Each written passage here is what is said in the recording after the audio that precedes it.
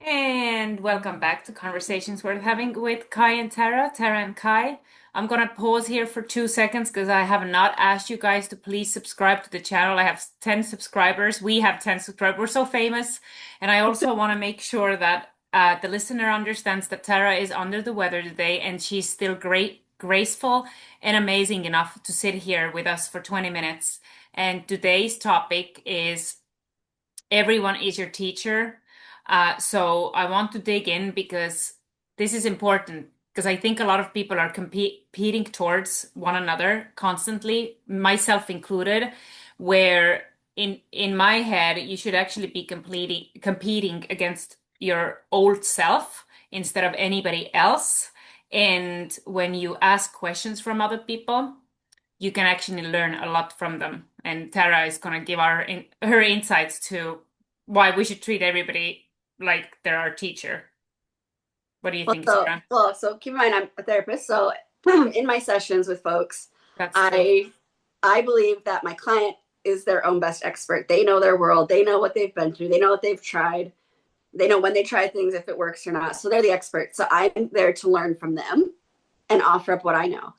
I also think it just makes good sense that I don't need to make 100 mistakes to learn 100 lessons. I can learn them from other people's mistakes and hopefully avoid them for myself and go from Yeah, there. So let me learn from other people's stuff and like and learn from mine. I'm happy to share. I love it. What can we learn from the best therapist in the world that I personally have the privilege to call my friend? What can we learn from you, Tara? First of all, I want to say that one thing right off the bat that we can learn is the fact that she has clients today and she showed up California time at 9:09 Right. a.m. to be here with us today. Like how awesome is that? Like I think And I managed to get grocery shopping done before I came you here. got grocery shopping done before 9 a.m. Yeah. Are Trader stores even open? Like, Trader Joe's wow. is open at 8 o'clock. I Trader Joe's. I love Trader Joe's. do too. Um, so what can we learn from someone who has been, for example, doing therapy for the last 21 years and seeing all sorts of people? What can we learn from you? Tell us like three things that you feel like are, You never stop learning. And we can always learn more. That whole can't teach an old dog new tricks. Yeah, you can. I have clients who are older and they learn new things and make changes at all stages of life. So it's never too late. So that's one thing to learn. A different perspective can trigger your own other perspectives. So you don't have to do it how they did it, but it might give you just enough insight to be like, oh, yeah, I could try it like this for myself. And that would be wonderful. So it's not that you're going to change everything about who you are and how you're moving, but it might be just a nudge enough that you're like, okay, I can do it differently and maybe better for me. And the other thing is, just because I learned it doesn't mean I have to do anything with it. Sometimes it's just good to have knowledge, perspective. What about for you? How do you well, like I'm lear I'm around it? I think it's nice that we're doing this podcast while doing the other one like 2 days ago that we recorded, which was like stop complaining and start appreciating. And I'm really noticing that I am addicted to complaining and seeing the worst in people before I see the best in people. Because when you go out into the world and you actually start talking to people, 90% of the people that I've met actually mimic back the kindness, the hope, and Okay. the love that you mimic out if you just give people the chance. But I'm working on, I'm definitely working on learning to not feel like the sky is falling. Good. Sounds wonderful. Yes, but it's And, not always easy. no. It's not always easy. And I don't want to just learn from people who are multi-billionaires, who are therapists, who are like let's say in law enforcement. I want to learn from all people, and I think this podcast has made it so tremendously fantastic because when you ask people, "Hey, if you would be listening to a podcast, what are some of the things that you would want me to highlight, that are bothering you?" And they will tell you people have a lot of heaviness in their hearts. And I think what we see, going a little bit off topic, which is what I do, but I think what we see is all these experts with these podcasts who have the money to be able to change their life a lot quicker to Yeah. whatever they want to change their life to. But a lot of the middle class Americans who are barely like, getting through the day don't Right. have those kind of resources. So I think using everybody as our teacher instead of our competition Yep. will help us way more than being envious of other people. For example, as a female, if somebody's more beautiful than you and it's noticeable, I don't go to her and give a dirty look. All women need to stop doing this. What I would say instead is, wow, you look absolutely beautiful. Like, what is your secret? Without calling them out just in case they get some extra help that they Yeah. don't want to advertise. But there are ways to have class and have the curiosity to Yeah. learn from literally everybody. Like, hey, what makes you feel that way? Like opening questions. If anybody needs any book recommendations, it's definitely How to Win Friends and Influence People. What a life-changing book. It basically, the summary is stop talking, start asking questions. Seems reasonable. That's what helped me. Yep. I'm trying hard. Cool. I also think we overlook or think that I can't learn from we can learn from kids. Kids do a Oh wonderful my job of opening gosh. up a new perspective or asking a question and we were like, you're right, that is strange. We've just accepted it for so long. I never even stopped and considered it was weird. 1000%. Our kids teach us so much. We actually, because I think the listener knows, as I mentioned it, I do homeschool full time. So after this, I'm gonna go and teach English in a local library. But on Wednesdays, I actually only do like 3 physical classes for the homeschool, and then because it's hump day and your brain is already kind of smush. The last class I have is called What Do You Want to Learn About Today? And they get 3 questions. It can be outrageous questions, but we're going to learn about those things. And holy moly, have they taught me so much about uh, just myself Right. and how impatient I really am as a person. Maybe a bit. Oh, very impatient. But do you think that envy is often actually confusion? Like most envy comes from misunderstanding other people? I think it can. I think envy also comes from a learned helplessness or a belief you can't possibly, Mm, and kind of focusing on what you can't possibly instead of what you can do.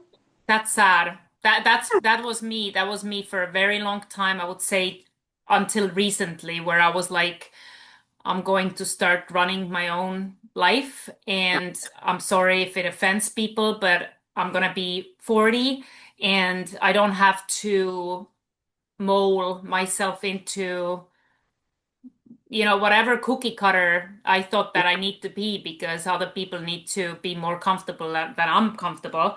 It's Right. finally starting to, subside, but it's a lot of work. It's a lot of work to try to put yourself first, especially if you have a family. Yes, it is a lot. And there are times you do have to put somebody else or something else first. Like I have to walk the dog. Like that has to come Yeah. before sitting down for this. Okay, fine. 1000%. And your groceries are important. Well, yeah, because I needed pineapple juice and stuff for my throat, so it'll be good. Oh my gosh, I love pineapple juice. Um, I also think that ego hates student mentality. So because people often, myself included, I can be very egotistical. And I think that ego hates being a student because ego wants superiority, ego wants comparison, and ego wants to feel ahead of others. And I think that when we separate our ego from our self and become curious in people instead and start maybe with a smile, not with a hateful comment, like I might be I think internally I'm like a pretty negative person internally. Oh, I think I am, like at least according to my spouse. He doesn't say that I'm negative, but like I mean, I tend to see the bad in people before I see the good in people, just as a society as a whole. I see a lot of like hate going on. But when you actually start talking to people, people are not all that hateful. But I think it's really underlined by the social media. It wants to show you, you know, well, social everything media going it puts on. up a barrier. You don't see the hurt that the other person's experiencing, just like they don't see your hurt either. Hmm. So you're forced to just kind of you're living in a separate world where empathy isn't as big a thing then. Do you think that, like in psychology, for example, applying 21 years of your knowledge, do you think that if we put our ego aside and treat every person like they are our teacher, do you think that we have a possibility for a better world? I think we do. I think it's pretty hard to put ego aside, and there are times you can't. But for the most part, yeah, it'd be a better place if we could do that. Because you have to trust though that other people are going to do it too. Because otherwise, I'm going to give and give and give, and I'm not going to get my needs actually met too. Yeah, That's I am. I am making it my goal to treat every person like they are my teacher. And one of the reason that I want to do that is because every person will reveal something about themselves to me if I just ask the right questions or start a conversation in a place of curiosity and genuine want to know how.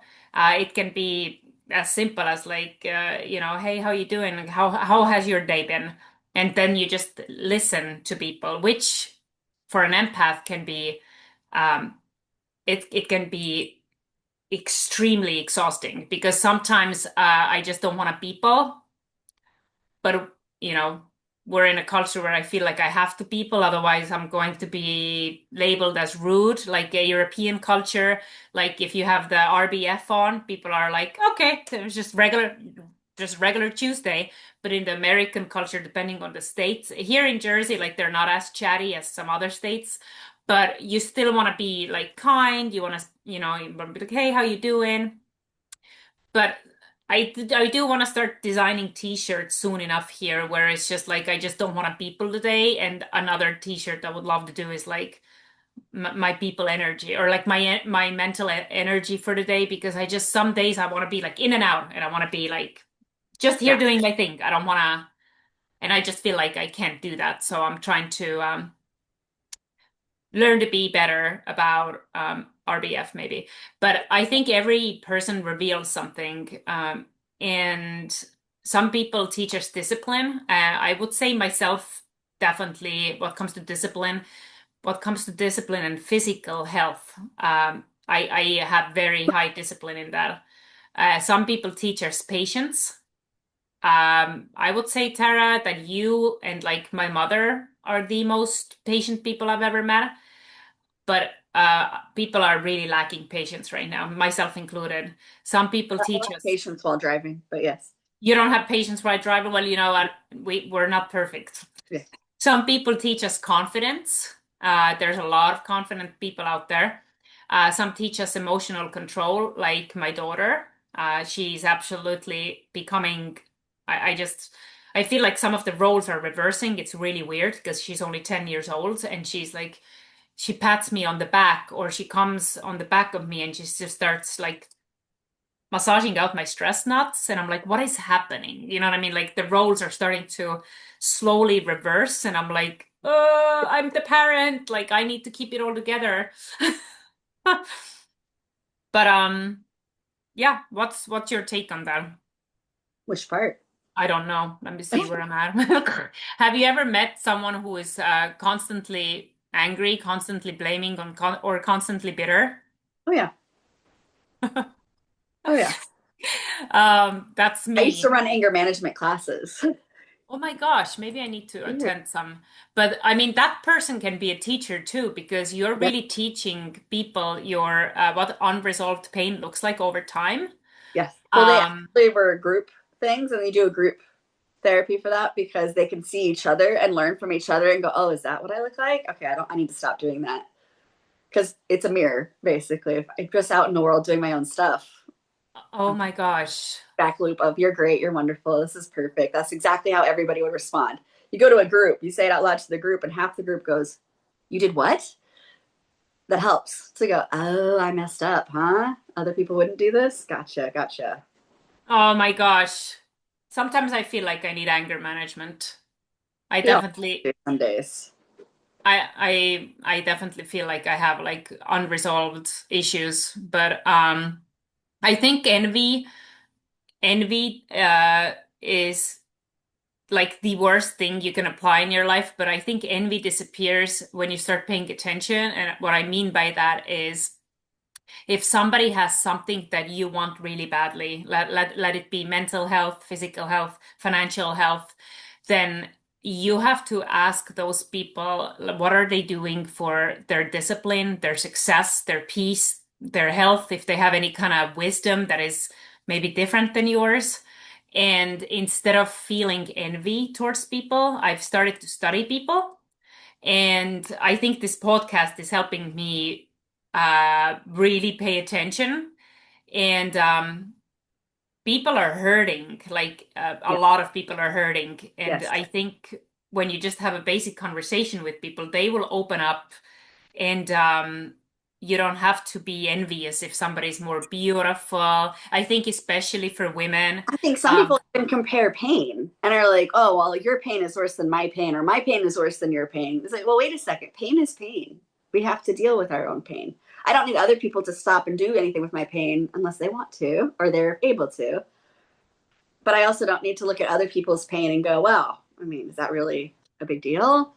mhm. Or, oh my God, I mean, plenty of us do plenty of things. I do that. I will open up a bunch of can of worms in like later podcasts about trauma or drama, and how trauma can apparently come back like 20 plus years later when you have your own children and you didn't realize how much unresolved trauma you still had because you would never wish some things to happen to them what happened to you, but we'll open up that kind of worms in a few episodes.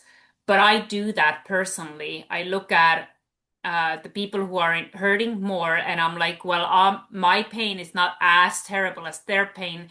Therefore, I should not really be talking about my pain because they clearly have way more pain than me, and I'm gonna just kind of um, delete myself or make myself a little more invisible because I don't want to interrupt their pain. And I see myself doing it. And it's a very unhealthy relationship because their pain is so overwhelming to my pain that then I feel like our pains are colliding, but their pain is the only one that's coming out. And And I not keep my, everybody experiences it that same way. So that's something to remember too. Like, well, that's how I'm experiencing it. So listeners, let us know how are you experiencing pain and how we can help you do do well, and do who you're better. learning from too. I genuinely think I can learn from every situation and every person. That doesn't mean I always remember the lesson. Sometimes you're having a slow day, you're not absorbing as much. But I really do think we can learn something every day from people. I learn regularly how you can just have drive and power forward from you. All right, just go. You don't have to know how to do it. Just plow ahead. What We'll figure it can out. you repeat what you just said? It was not registering. I feel like I just zoomed out. I guess I'm tired. Like, Probably. sorry. I was saying I What? learned from you. I've learned from you in these last few months that you don't have to be perfect. You don't have to know how to do something to just start doing it. Figure it out as you go. I'm Power telling you, I just forward. had, yeah, I think my problem at times is that I'm very impulsive. And I would rather do it than not do it and then think myself out of opportunities that could be so incredible to help people that are just average people living an average normal life and not have all this money to flaunt around on. Oh, just like I see all these podcasters and I'm like, you're wearing a $30,000 diamond ring and you're telling And me more power to them. Like I'm, 1000%, I 1000 can learn learn. from them, I but think exactly I can learn from them, but in the moment it could also be like, dang, like I'm here just, doing my own thing, which are a lot of Americans and people around the world, but we're at 20 minutes.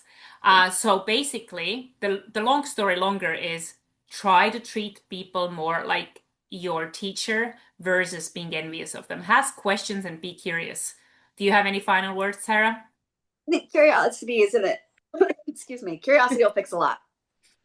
Tara is amazing, everybody. Let's give her a woo shout out for the fact that she's sick and she showed up today. And we'll see you next time on Conversations Worth Having. Stay amazing and stay curious.